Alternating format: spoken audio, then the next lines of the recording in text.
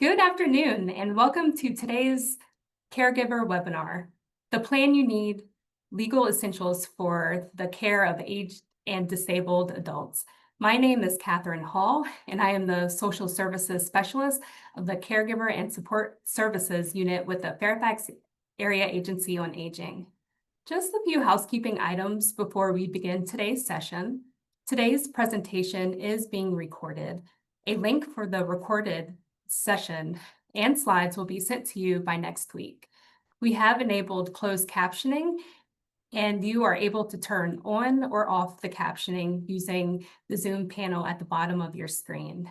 If you have any questions during today's presentation, please use the Q&A button, and we will try to get to as many questions as possible at the end of our presentation.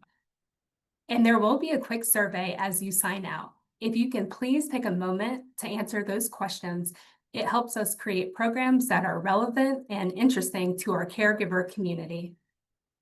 Now, I would like to introduce you to our speaker today, Elizabeth Crego. Excuse me.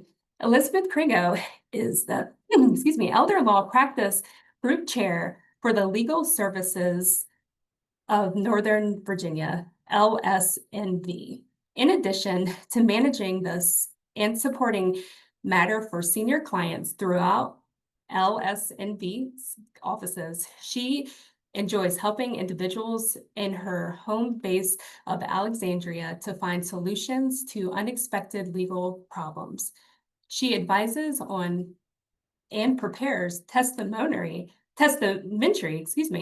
and agency documents such as wills and power of attorney. She also provides counsel and represents in evictions, affirmative tenant conditions cases, consumer lawsuits, protective orders, and guardianships. Finally, she provides community outreach and education regarding legal and responsibilities. Prior to joining, Ms. Crego had a solo law practice where she advised and represented clients on landlord tenants, consumer law, and HOA. She also volunteered as a pro bono attorney with Legal Aid Justice Center and LSNV, assisting with bankruptcy, housing, and family law matters. Her experience also includes working with Mexican law firms and editing and interpretation of English language legal documents, and before her brief time in Mexico, representing clients in debt collection, general litigation, and filing bankruptcy claims. Ms. Crego is a native of Northern Virginia and spends her spare time exercising, starting books she can't finish, eating chocolate, and chauffeuring 3 kids to various extracurricular activities. Thank you for joining us. Please join us on camera, Ms. Crego. Thanks, Catherine. I'm happy to be here today. Do I go ahead and share my screen now? Yes, please. Okay. Go ahead and get the presentation up. Okay. All right, do you see that? Yes, and if you can please put it in presentation mode. That's what I'm planning. Let's see. There we go. Okay. All right, so like Catherine said, the presentation that we're giving today is Plan You Need, Legal Essentials for the Caregiving of the Care of Aging and Disabled Adults. And so let me go ahead and go on to the next slide. So why do we need to plan for the care of our family members who are aging or disabled? Well, first, developing a plan can make it easier for all family members and people who care to know what their roles and responsibilities are, especially if you have a larger family. That can be helpful. Developing a plan allows the person you are caring for to have some say and autonomy, even when capacity is diminishing. And developing a plan helps everyone avoid unwanted results and costs, such as with a guardianship. And that is definitely something that we're going to be discussing as we get into this. So first, I'll discuss all the things that you can do to kind of plan ahead, and then what you need to do if you haven't, or the plan that you made isn't exactly working and you need additional support. So how do we do this?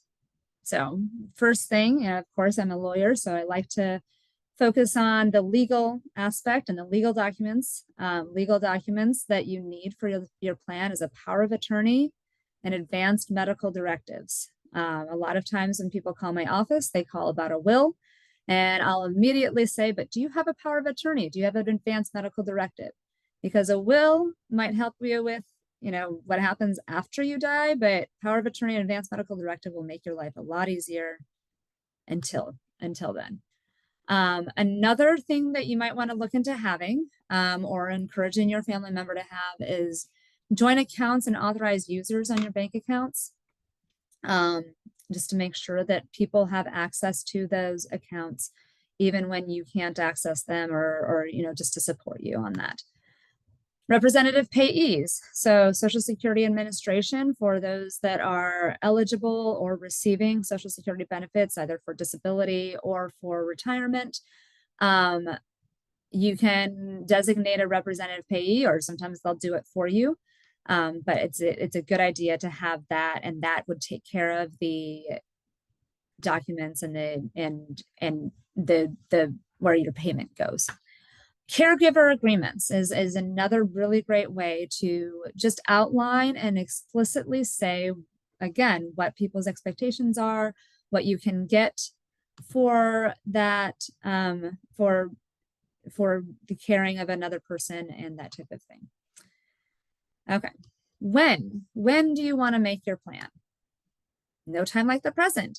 We of course encourage doing this as soon as possible. Because once someone has diminished capacity, their ability to plan or execute legal documents diminishes as well.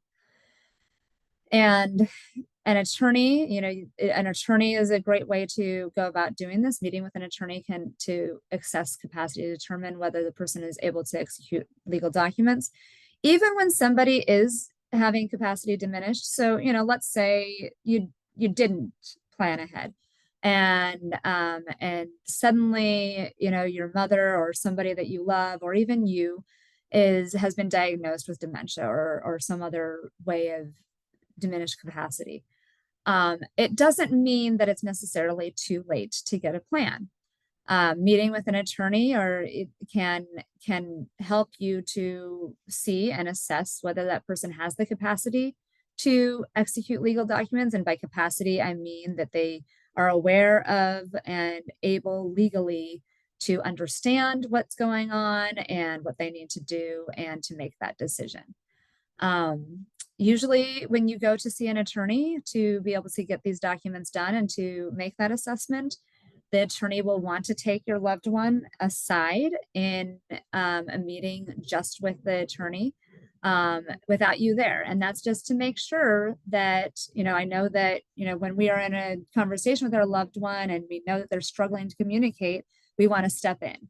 So the attorney wants to see that that person understands what's going on, that they're not just being prompted by their loved one.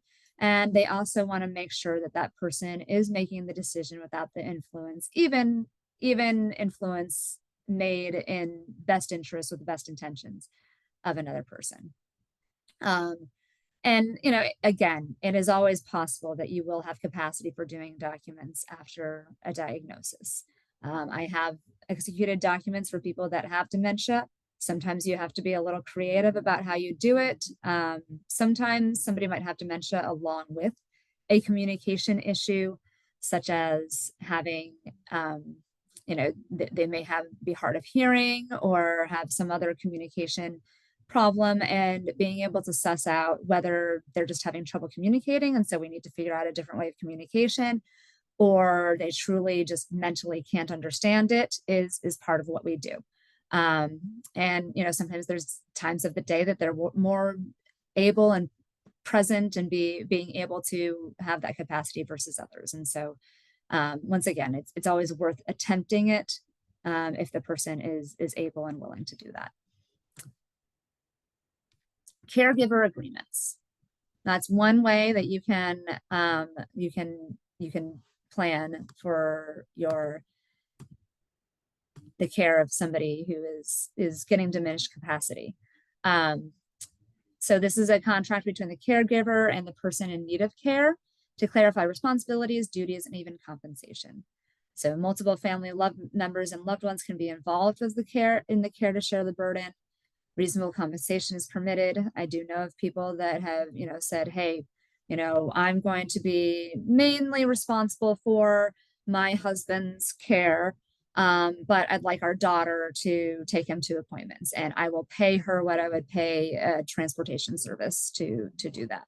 And that is something that can be part of that plan. Here's a couple of links that you can use to get information on caregiving plans and even templates for that. That is a service that, you don't necessarily need an attorney to do. Some attorneys might do it. I know my office does not provide that particular service, but these are some ways that you can get that started. Another thing that we really recommend doing is a power of attorney. So a power of attorney is a written document that authorizes one person to act on behalf of another. The person giving that power of attorney is the principal. The person who is authorized to act on behalf of the principal is the agent. A lot of times people will say, well, this person is my power of attorney. Yeah, we understand what you mean, but technically that person is your agent being given that power by a power of attorney, which is the written document. There's a couple of different types of power of attorney. A general durable power of attorney is, the one that we really recommend getting. It gives the agent broad powers to do almost anything a principal can do. Handling personal and financial affairs, it remains in effect after the principal later becomes temporarily or permanently incapacitated. So again, general means it covers almost everything that you can do. Durable means that it lasts throughout your life unless you revoke it. A limited or special power of attorney gives an agent limited power to act on specific matters only. You might see that for if somebody's doing a real estate transaction, they can't be there at the closing, so they'll do a special power of attorney to have that closing done. But it only refers to that. It doesn't give them power to do other things. So again, if you want to have somebody that has the power to take care of things when you're not able to do it for yourself, you want the general durable power of attorney.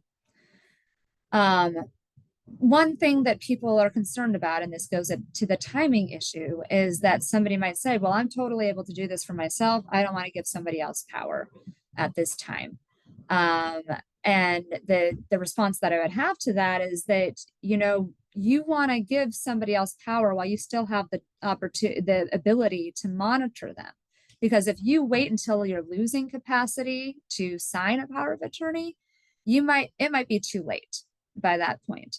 And also you don't want to be in the position where you don't have a say-so over what that person does or what that person, whether that person is a good person for you to do it. You do have as long as you have the capacity to go to the bank, do things for yourself, you will be able to do that.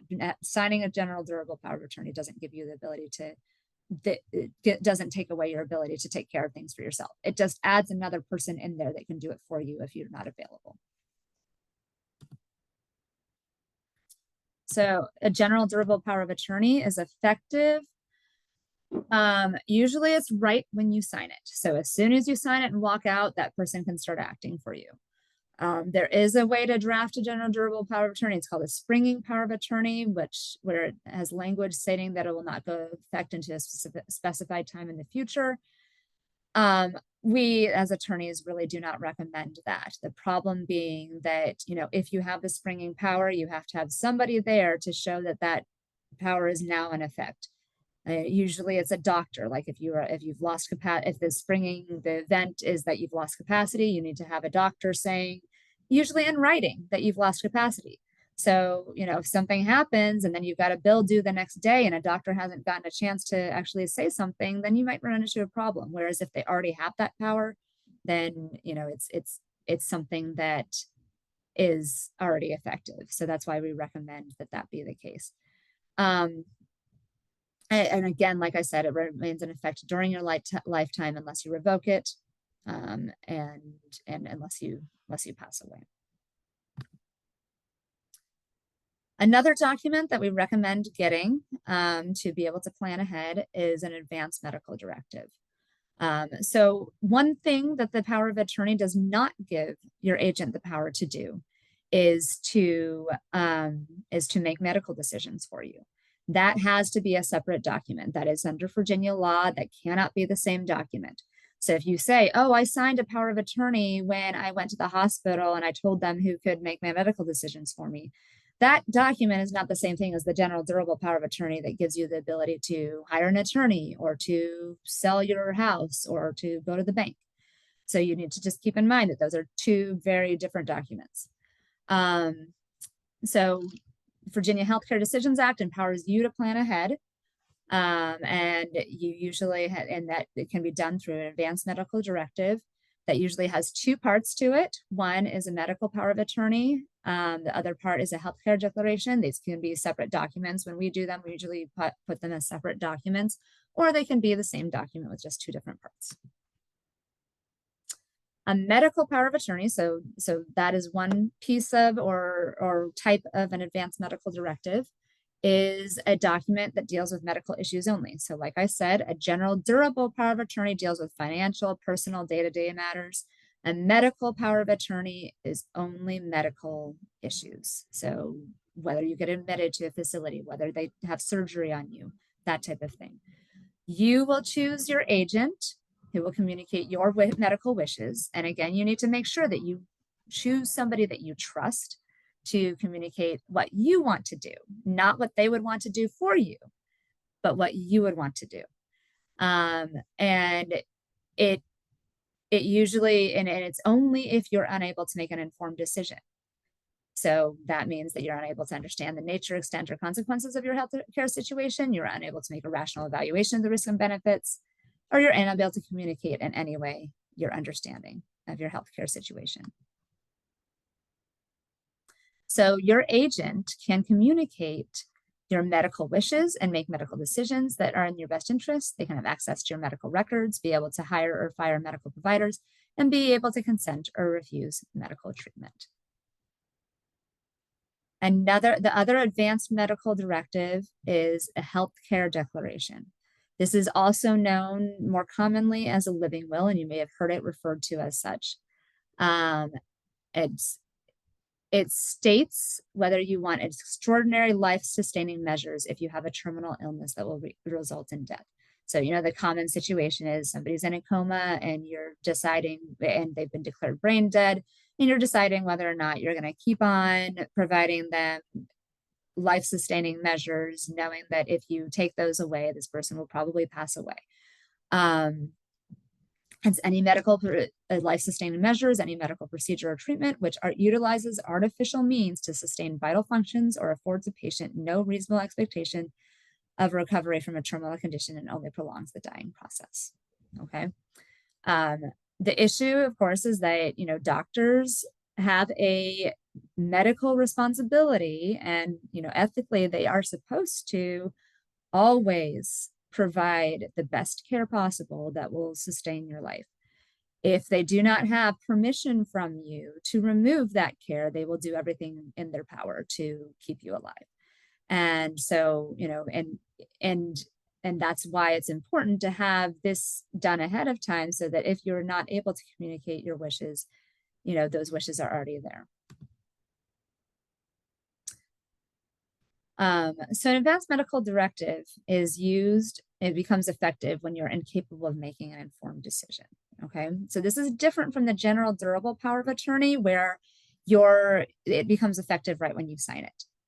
You can sign a medical directive at the same time, but that document will not be effective unless two doctors have determined that you do not have the ability to make decisions for yourself or communicate those decisions. The living will, the healthcare declaration, has an additional requirement where it's only effective if you have a terminal condition. So if you go into the doctor and you have dementia, you're not able to make decisions for yourself, but all you're getting is, like, you know, blood work done or something like that to standard care, that healthcare declaration isn't going to have any say in what's going on. It's only effective if the doctor has diagnosed you with a terminal condition, like basically a condition from which you are not expected to recover. and any treatment would only serve to prolong your life. And usually the whether you are in that state needs to be certified in writing by the doctor. Okay, so whether you're doing it for a power of attorney or a medical power of attorney, medical directive, you pick an agent. And like I've said before, I think that agent needs to be somebody that you trust, somebody that you trust to do what you would want to do and not necessarily what they would want to do for you, what they would do for themselves. So it needs to be an adult, no children involved. It needs to be a competent adult. So somebody who does have the capacity to make legal decisions and stuff. It is also important that you appoint somebody that you completely trust.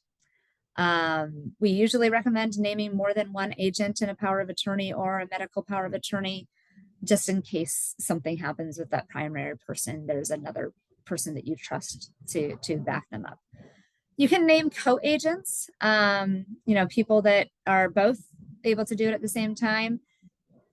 As an attorney, my preference is to direct a person to name a principal agent and a substitute agent, just to make sure that it's clear who has the right to make that decision. If you've got co-agents, you may end up with an issue where they're disagreeing as to what the choice should be, and then you run into problems. And so you just want to make sure that there's a principal person that is in charge of making that decision all the time. You need to make sure that they know they have the power of attorney. You don't want it to be a situation where suddenly you're in the hospital and the doctor calls them up and says, hey, you need to make a call on what happens with mom. And that person has no idea that they were even going to be responsible for that. They're not prepared for it at all. So it's a good idea to, just let people know who that person is. Also, and I have dealt with this where I've had somebody come in and they wanted to sign a power of attorney, but they didn't want their son to know that they were naming their daughter. Again, that's their right. They can decide what they want to do with that document. You don't have to notify anybody, but my recommendation to that person was, you really should let your son know so that he doesn't think he's got that power, understand that that's a sensitive topic, but it's a good idea to just make sure that the whole family knows who's in charge of making those decisions. And, you want to make sure it's somebody that can handle that responsibility. How do you get these documents? So, as an attorney, I usually say you should go to an attorney to do it. That's not just self-interest. I do work for legal aid, so I don't get paid for extra people coming to me to get that work done. It's just because a lot of you can get templates for powers of attorney online, but that doesn't necessarily mean that it's giving you directions for the best way to sign it. There are very specific rules for how to sign these documents in Virginia. It needs to be in front of a notary and witnesses. So that's just something that you need to keep in mind, and you need to make sure that things are done correctly. Excuse me.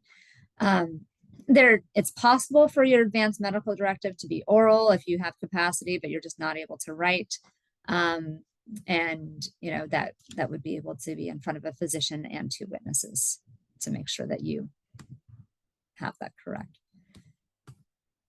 If you do get these documents, you need to make sure they're in a safe place. You need to make sure that your agent has a copy of them.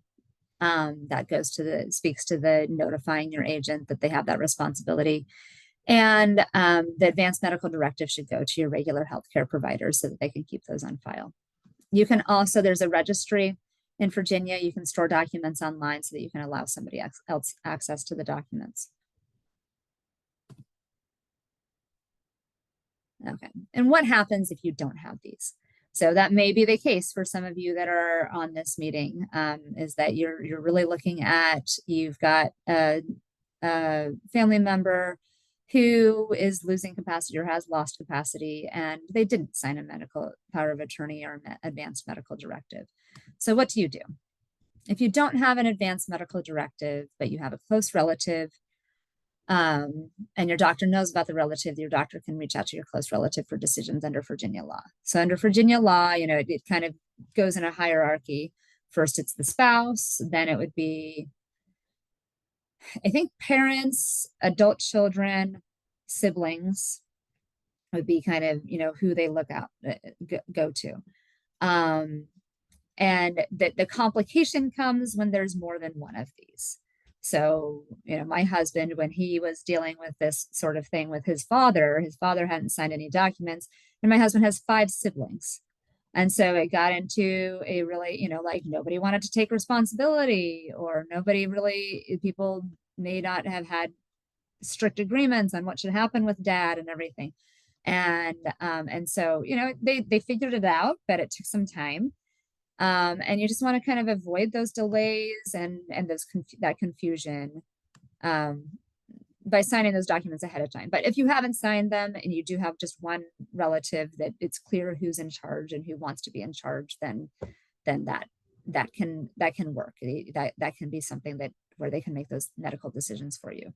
If you don't have a financial power of attorney, but you have bank accounts, you don't have a whole lot of assets that need managing or anything like that, and your bank accounts have authorized users on them, or they're joint accounts, then that can be used as a way to kind of take care of these needs. Otherwise, same thing is, with a rep pay and Social Security. That can take care of that. You don't need to do anything further. Otherwise, if you don't have these things in mind, if you don't have a clear person that's making decisions for the medical things, or you've got lots of financial assets and you haven't named joint account holders or authorized users on them, then you're looking at a guardianship or conservatorship. And I will say that this is one of those things that we kind of use as our warning to people, like, you have to go through this if you haven't planned ahead. So it can be a daunting process, but it is also a tool. And that's one of the things that I do want to kind of use this forum to emphasize, is that, yes, it's best to plan ahead. We always kind of want to, guardianship, conservatorship should be last resort, but it is a tool that is available. And so if you had worst case scenario, you haven't planned ahead, you don't have anything in mind, and somebody is definitely without capacity to make decisions, and there are some problems that are coming up, then this is something that you can use. So what is a guardianship or conservatorship? A guardianship is a court-ordered power over an incapacitated person to take care of daily and medical needs. A conservatorship, and these are definitions based off of Virginia law. You may have these terms used interchangeably, or maybe there's just one of the terms that encompasses everything. In different states, there's different ways that they define this. But in Virginia, this is what it is. A guardianship is basically for personal and medical needs. That's the person that is going to be making those decisions. A conservatorship is the person that takes care of all the financial assets, the financial needs. The party, and so this is done through a court proceeding. The parties in the proceeding are the petitioner, which is the person filing the for the guardianship or conservatorship, or both. And then the respondent is the person that they are claiming is incapacitated. A prior term that was used was like a ward. These days, incapacitated person is the preferred term to really define and say what that actually means. The petitioner is often, especially when we're dealing with family sort of things, the petitioner is often the person that is appointed as the guardian or conservator. But you may have situations where the petitioner is like, Adult Protective Services or the local government, who has seen a need with somebody who is struggling in the community, and or it might be a hospital who has a person admitted and they don't have any idea who is making decisions for this person. And that hospital or the city government is not going to be the conservator or guardian. What they would do is they would name another person, like an attorney that takes these on, or a service that provides guardians and conservators. So there are public guardians and conservators that can be appointed if there isn't a family member that is up to the job. The guardianship and conservatorship is an adversarial process. So it is something where you are filing something against the person you're trying to get the care for, and it is going to take away their rights. So the common rights that are kind of taken away are the right to vote, the right to own a firearm, and the right to drive. Those don't have to be taken away. If they assess that the person, can vote, but just shouldn't have a firearm or drive, then that does happen. I would say usually when somebody does not have capacity, firearm and driving are non-negotiable. You don't want that person getting behind the wheel. You don't want them having a gun. The court determines, is going to be making two decisions here. They are going to be making the decision of whether that person, the respondent, the incapacitated person, is in need of a guardian or conservator. So you're saying that they are going to review and make sure that you're correct. And they are going to determine who should be that guardian or conservator. And again, that's not always the person that files the petition. It can be filed by a family member or other interested party. Like I said, it can be, sometimes these are more a public interest type of thing than just a family matter. And once appointed, the guardian or conservator is a fiduciary with strict reporting requirements. So, you are a fiduciary under a power of attorney and that type of thing too. It's just that that's more of a kind of private thing. When the guardian or conservator is appointed, it's a court order and you need to go to the court to be certified as that. And you will have annual or periodic reporting requirements for that. So it's a little bit more strict of a process. Okay, so what is this process? What happened?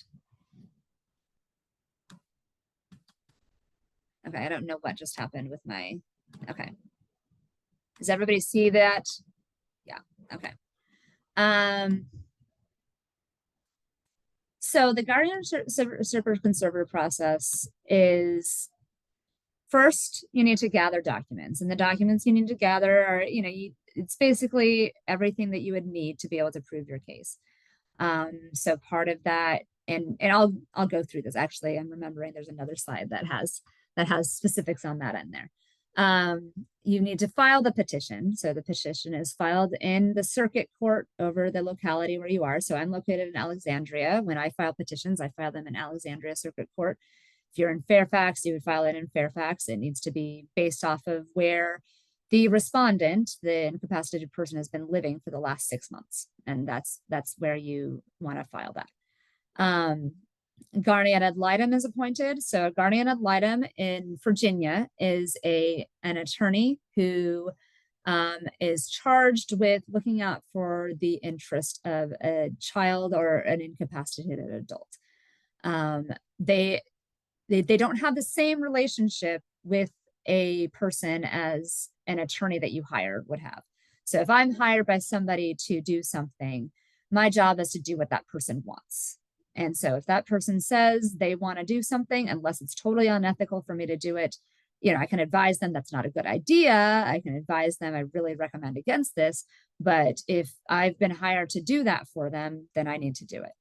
A guardian ad litem, on the other hand, is not really the client, the employee or hired by the incapacitated person. They're just there to kind of protect their interests. And so they can go against the express wish of that person if they think that it is in their interest. And so, and I think I've got a slide also that goes into a little bit more of what they do as well. Then you have it. So once they've been appointed and they've done their work, you have a hearing. And where the judge will look at what's going on and we'll hear from anybody that has an interest in the case, and we'll look at the guardian ad litem's report, and then the judge will make a decision, and that's where they enter an order for the guardianship, and who is going to be the guardian of that person. And then after you get that order, you have a qualification appointment with the clerk of the circuit court, where you go and you make sure that you've paid whatever you need to pay. So if a bond is ordered and you need to make sure that that is paid, or that you've showed that is secured, then you do that at that time. There's also a fee that you pay to be qualified. And they give you information on what you need to be doing and when you will need to meet with them next and that type of thing. So this process takes, when we do it, this process takes a couple of months. I would say that it's longer if it's contested. So it's not necessarily a quick process. It's possible for it to take a few weeks. I hesitate to say that because the only ones that I've seen that do that are the ones that are filed by like a public agency or a hospital. And it might be that they've got a more expedited way of doing things. But generally when we do it, it's at least a couple of months. So the information that you need to be able to file this is basically, again, everything that you would need to prove that that person is capacitated, to prove what needs they have, and who is the best person for that. Okay, so you need to get a medical evaluation. You need to get an evaluation by a doctor, and usually, if you work with an attorney, they should have a format that they send you with a letter for the doctor, so that the doctor knows that this is kind of an exception to HIPAA, and that where that doctor will evaluate and say what diagnosis this person has, that where they will say whether or not the person is in need of a guardianship, whether or not the person is in need of a conservatorship, and that should all be on that report. Okay. Another thing that you need to get together is financial information. And this is basically all of the financial information that you have access to. If you don't have knowledge of something, you're fine, but you should make a best effort to get everything together. So it includes income of the person. So, whether they may have a pension, they may have Social Security. They may be employed, like anything that they have, you have to note that. You have to also have information on real property that they own. The value of the real property, whether there's a mortgage or, what the equity is. Valuable personal property. You need to note cars, especially, maybe electronics if they're valuable.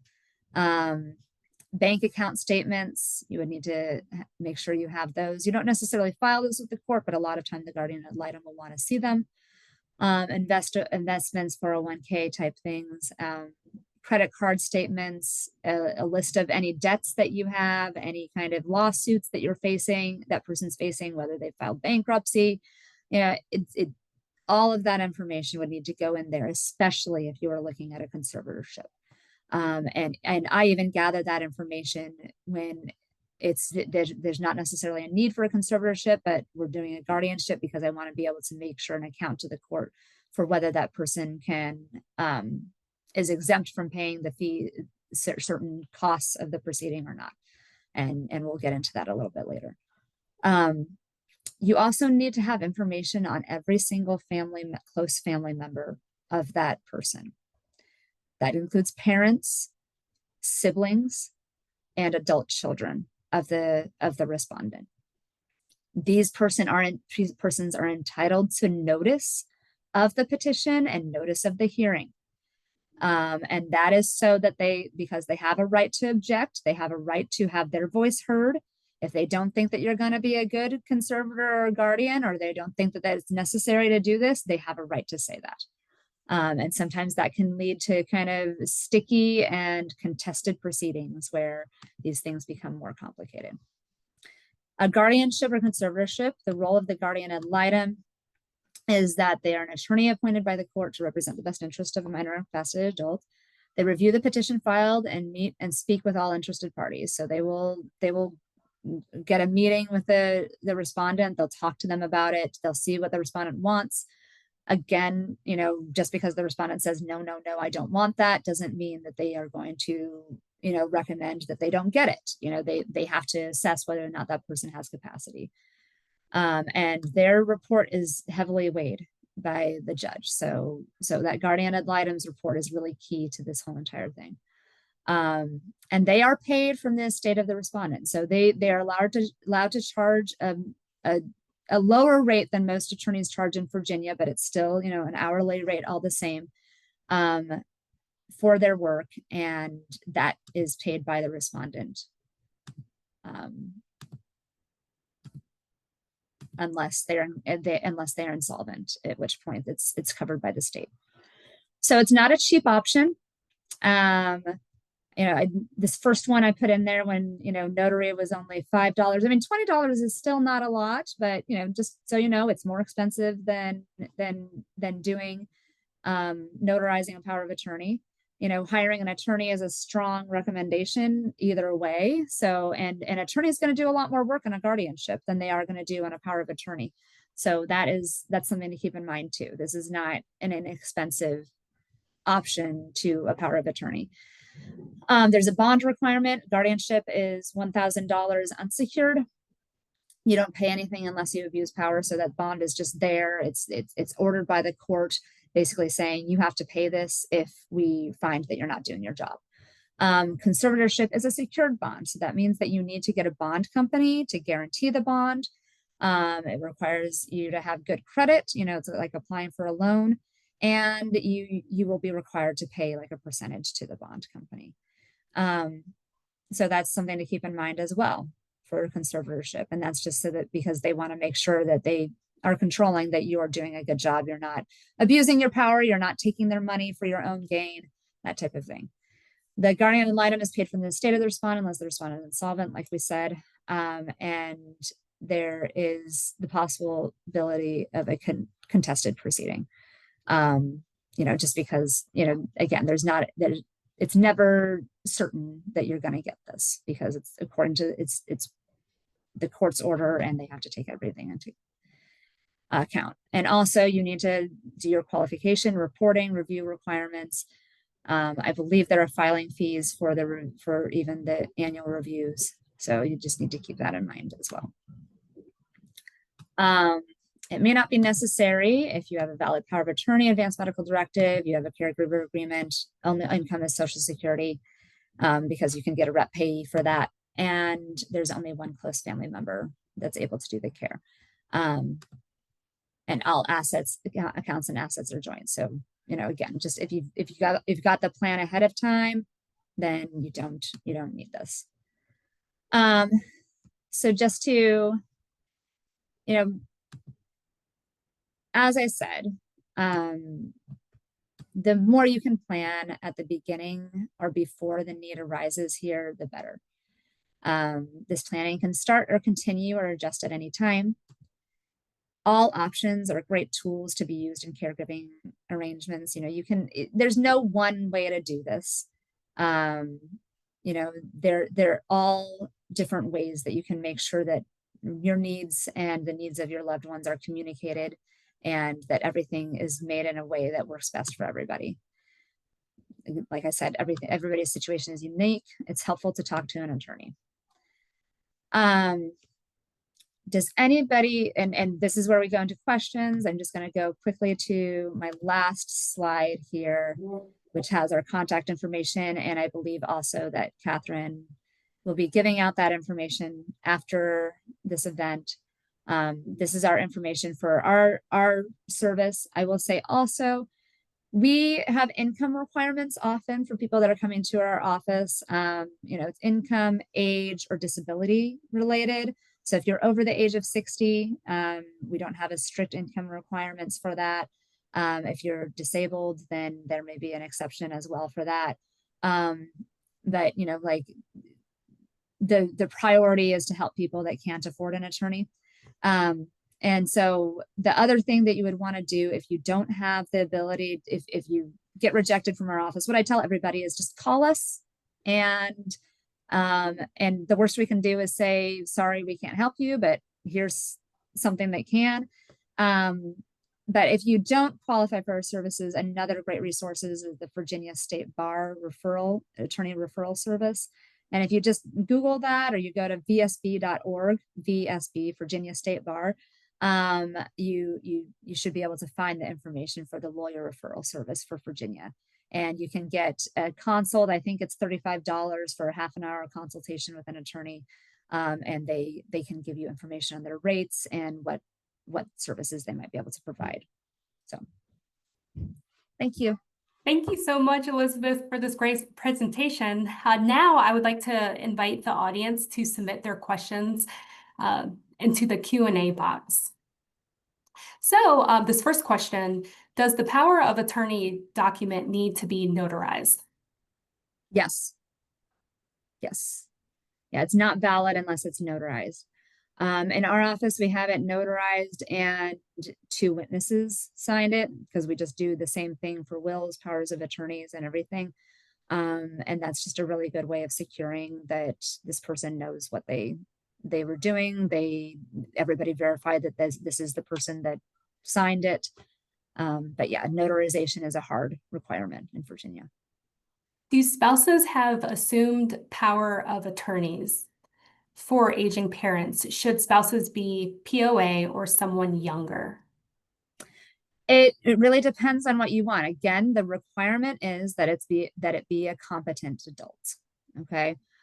So if you name a spouse who is also declining, it may be that power of attorney may not be effective for very much longer.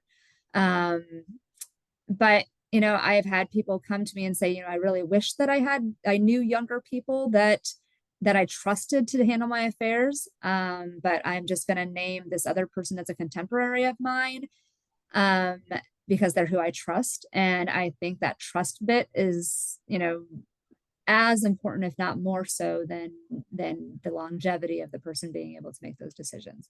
So really, it's up to the person that is signing that power of attorney. And do keep in mind that you may walk in with mom or dad to an attorney's office and say, yeah, mom or dad wants to name me as their agent. And then the attorney takes them back and they'll tell the attorney something totally different. I have had that happen, where my understanding was that the daughter was going to be the agent and mom didn't want daughter to be the agent. And so I quickly had to turn around and redraft documents and just leave it up to mom to break that news to daughter. So, it's really up to them as to who ends up being their person. And it can be their spouse, it can be children. There's not a legal preference under the law for who it is. It just needs to be an adult that's able to do it. What if someone with dementia can elect a medical POA, but doesn't understand the advanced medical directive enough to decide what powers their agent has? So the medical power of attorney and the living will are kind of 2 separate parts of this. A medical power of attorney has several provisions in it where it says it specifies like what that person will be able to do. They'll be able to admit them into healthcare facilities. They'll be able to say yes or no to treatments for them. They'll be able to say yes or no to medications and stuff like that. And I think the capacity of whether or not that person has the ability to sign that document would really be just assessed at the time that you're meeting with the attorney to go over that. Yes, they do need to understand and want to name that person. They also need to understand what that person's going to be doing. And they don't necessarily need to agree to do the living will part of it at the time. I would say that a medical power of attorney is a little bit more important than the living will part of it, because the medical power of attorney designates who makes that decision for you. And as long as your agent understands what your limits are as far as what you would want to have happen in a terminal condition, and they're able and capable of doing that, then that person is then that's good enough. The living will can sometimes help our agents that we've named, because it takes away the decision from them. It can be really hard for a child seeing mom plugged up into, in that state, and having to make the call to essentially terminate their life because they're going to say they don't get any of that. Whereas if mom's already said, no, this is what I want, then child doesn't have to be burdened with making that decision at that time. So that's where a living will can come into place, but it's not necessary. You know, if you know your child's going to make the right decision anyway, and that's who you've named, then that's fine. But the person does need to understand what they're doing. So does that answer I hope that answers the question as far as, you know, what that limit is. Thank you. This next question says, are the POA and advanced medical directives only good in the state that they were executed? If documents were executed and notarized in another state and the patient relocates to another state for an emergency caregiving, will the documents be valid in the new state? They should be. So you can cross state lines. It's not like, you know, if you go into Maryland on vacation and you had a power of attorney signed in Virginia, suddenly, oh, we can't do that. But you would just need to make sure that the state's requirements for executing that document were enacted. And again, this is why in our office we've got notarization and 2 witnesses, because that pretty much covers everything for every single, you know, that should cover everything. Most states have similar requirements. They may vary. They may say, oh, we want to have a witness and a notary. We may just a notary is fine. Or you don't know exactly how that's going to look. Again, it looks similar.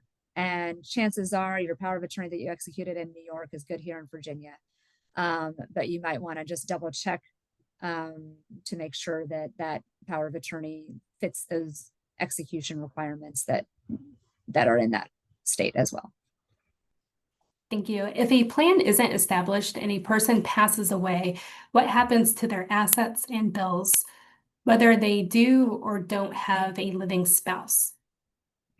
So this is a different issue than, you know, kind of the subject of our conversation here. We're talking about planning for somebody who is declining and how to care for them for the rest of their life. When somebody passes away, it's a totally different game. Okay. Yeah. All of these things, powers of attorney, caregiver agreements, guardianships, conservatorships, all of these are only lasting through a person's life. Once they die, none of this is effective. Your power of attorney is not effective. That person you named in your power of attorney to handle your financial assets no longer has that power once you die, unless you've named them also as your executor under your will. So once you die, you're passing into, what does the will say? What does your estate plan say? Do you have a trust that everything is supposed to go into, so that kind of like transcends your life? And I probably should have mentioned, we don't do a trust in our office, but a trust is also a good way to plan for the care of somebody, because if you name a trustee over your assets, then that person is in charge of managing those assets and, you know, paying for your care and stuff like that. So, and a trust really, as long as it's a durable, you know, a uniform trust that's under that law, it should, you know, last throughout your life and your death, because what you've done with a trust is you are no longer the person in charge of that. So you've put your assets into a trust that has you as the beneficiary, and then if you pass away, then there's an alternate beneficiary. And so it's like you've kind of made it so that that trust is what's owning things and in charge of things, as opposed to what you have. Again, I would say go to the Virginia State Bar referral for more information on trust, because that's not something that we do in legal aid. But, you know, again, that's a totally different issue. Once you pass away, then you're dealing with what your estate plan says, as opposed to what any of these documents have said. For guardianship lists, do we only need the names of living family members that we are aware of? Yes. Yeah. You wouldn't need to have all the family members that have passed away. The purpose of that is to give them notice so that they have a chance to have their say in the proceeding. And this is important, even if you don't get along with that person and you think that they wouldn't agree with you. It's especially important for that, because that person, as the close relative of the incapacitated person, has a right to say something. Can you be a guardian, excuse me, if you live in a different state than the person?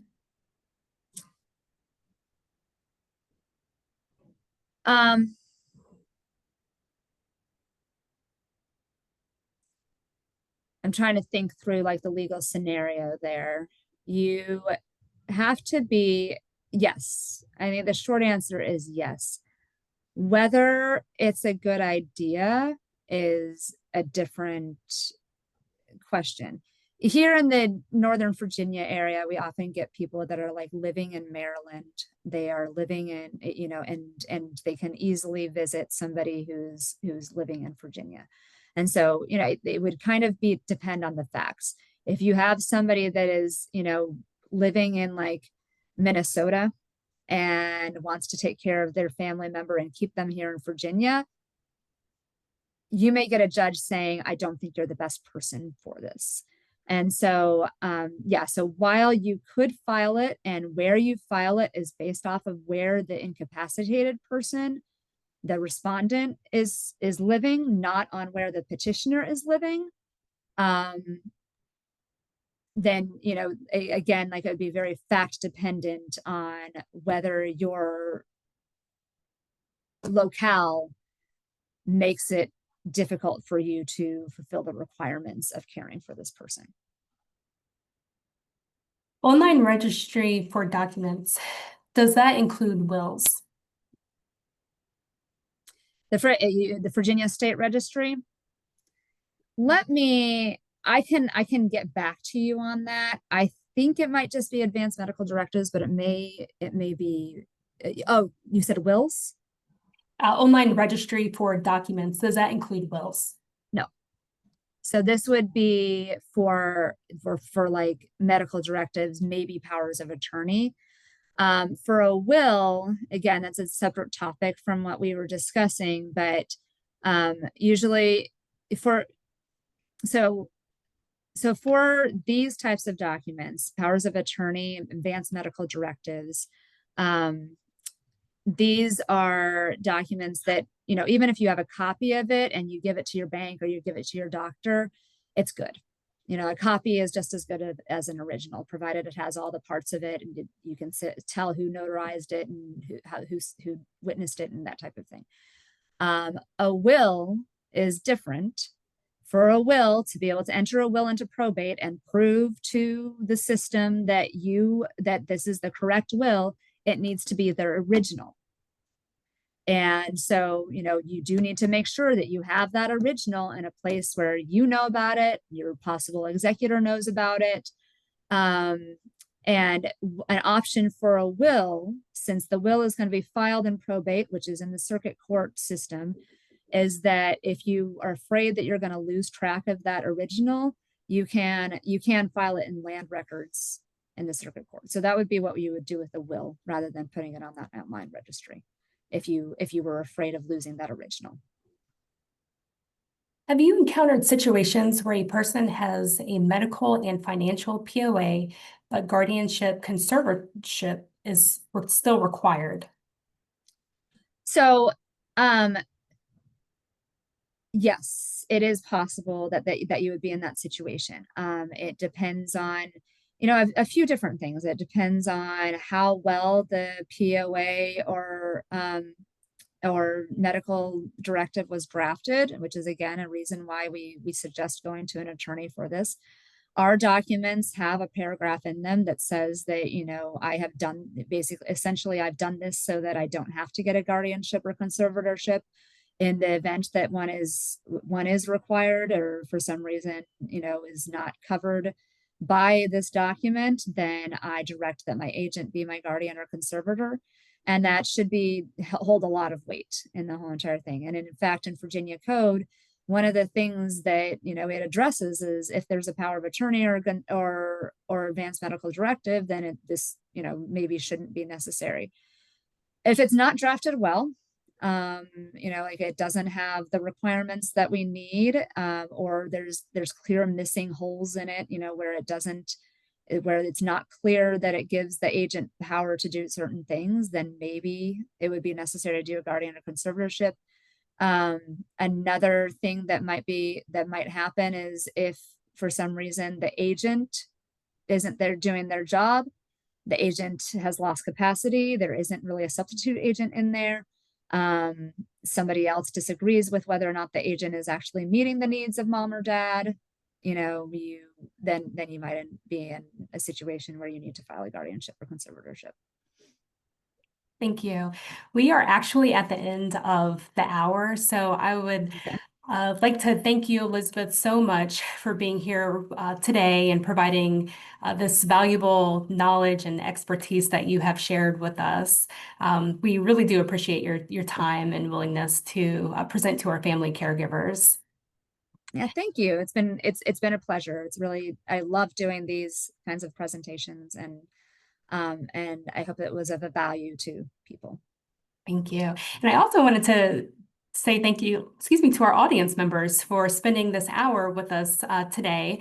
I also want to invite you to our next caregiver webinar, Long Distance Caregiving and Effectively Navigating the Distance Separating You and Your Loved Ones on June 18th from 12 to 1. And as a reminder, we ask that you please fill out the survey where you can share with us what caregiving topics you are interested in for future programming.